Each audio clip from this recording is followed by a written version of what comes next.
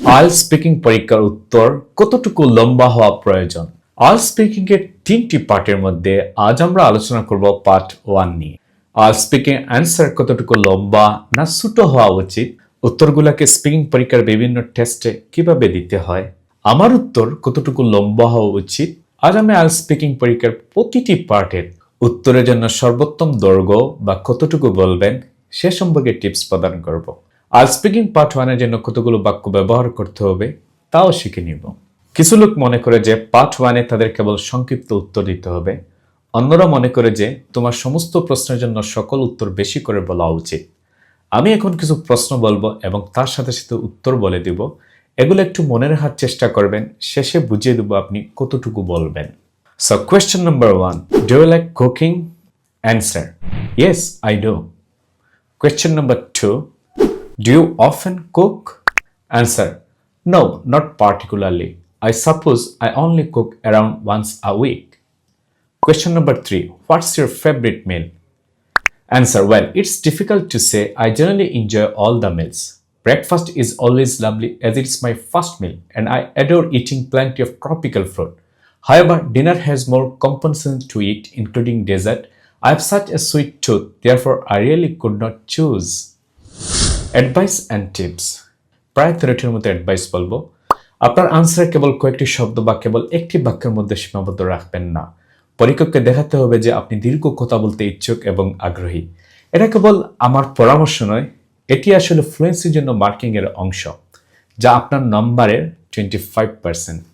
Number 2, speaking part 1 এ সহজ প্রশ্ন থাকে, তাই উত্তরগুলো দীর্ঘ হবে না, তবে সেগুলো একটু উপযুক্ত দৈর্ঘ্যের হওয়া উচিত।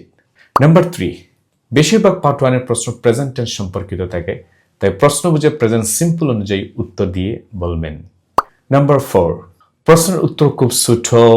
আপনার উত্তরগুলো এত ছোট হলে পরীক্ষক ভালো নম্বর দিতে পারবেন না। প্রথম প্রশ্নের উত্তর যদি এভাবে বলেন তাহলে ব্যান্ড 7+ স্কোর আসবে।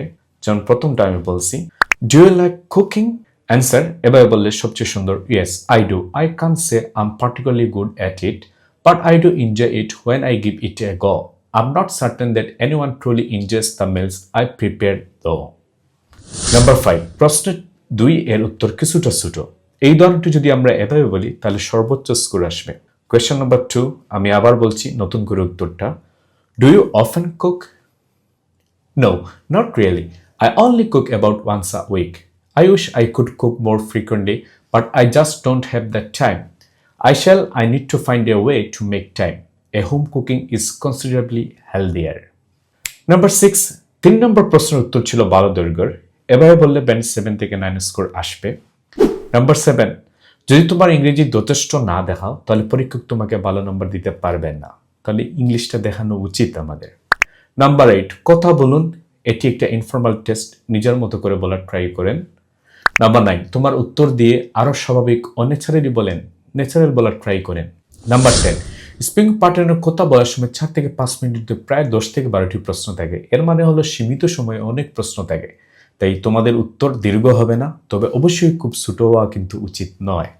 নাম্বার 11, যদি তোমার সাবলীলতা মানে ফ্লুয়েন্সি খুব বেশি থাকে তাহলে তোমার উত্তরগুলো কেবল 2টি বাক্যের মধ্যে সীমাবদ্ধ না রেখে সাবলীলতার ক্ষেত্রে মানে ফ্লুয়েন্সির ক্ষেত্রে উচ্চ স্কোর পেতে তোমাকে দেখাতে হবে যে তুমি অনেক চেষ্টা ছাড়াই লম্বা কথা বলতে পারো। এই জিনিসগুলো একটু খেয়াল রাখবেন। নাম্বার 12, আপনার কথা থামানো না হওয়া পর্যন্ত কথা বলো, অসুবিধা নেই। নাম্বার 13, যখনই 2 থেকে 3 বাক্য বলার পর উত্তর শেষ হয়ে যাওয়ার পরে একটু মাথা নাড়াবেন এভাবে, তার মানে আপনার উত্তর বলা শেষ, আরেকটা প্রশ্নের উত্তরের জন্য আপনি রেডি আছেন। আজ এ পর্যন্তই। ভালো লাগলে লাইক, কমেন্ট করুন এবং শেয়ার করুন। এরকম প্র্যাকটিক্যাল উদাহরণসহ টিপস পেতে আমাদের ফলো ও সাবস্ক্রাইব করে রাখুন। Thanks for watching.